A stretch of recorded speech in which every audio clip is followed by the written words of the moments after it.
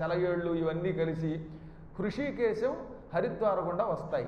హరిద్వారం దగ్గరకు రాగానే గంగా నది దివ్య మంగళ విగ్రహంతో అందులో ప్రవేశిస్తుంది. అందుకే చైత్రశుద్ధ నవమి నాడు అక్కడ అభిషేకం జరిగాక మర్నాడు దశమి నాడు హరిద్వార్లో స్నానం చేస్తే ఒకేసారి 80,000 నదులలో స్నానం చేసిన మహాపుణ్యం వస్తుంది అని చెప్పాడు రాముడు స్వయంగా. ఎందుకంటే ఆ తోకకి అంత విలువ ఉన్నది, దాని మీద ఇన్ని అభిషేక జలాలు కలుస్తున్నాయి. దానికి రాముడు ఏమని పేరెట్టాడో తెలుసా? శ్రీ హనుమద్వాల సాగరం అన్నాడు. హనుమంతుని తోక మీద నుంచి వస్తున్న దివ్య నదీ సముద్రం.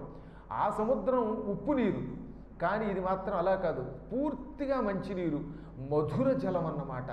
ఈ మధుర జలంలో స్నానం చేసిన వాడు పరమధన్యాత్ముడవుతాడు, వాడికి జ్ఞానం పెరుగుతుంది. ఎంతెందుకు, నాకు ఎరిగిన ఒక శిష్యుడు ఉండేవాడు, మందకొడిగా జ్ఞాపక శక్తి తక్కువగా ఉండేది, ఏం చదివినా జ్ఞాపకం పెట్టుకోలేకపోయేవాడు, పరీక్షల్లో తప్పేవాడు.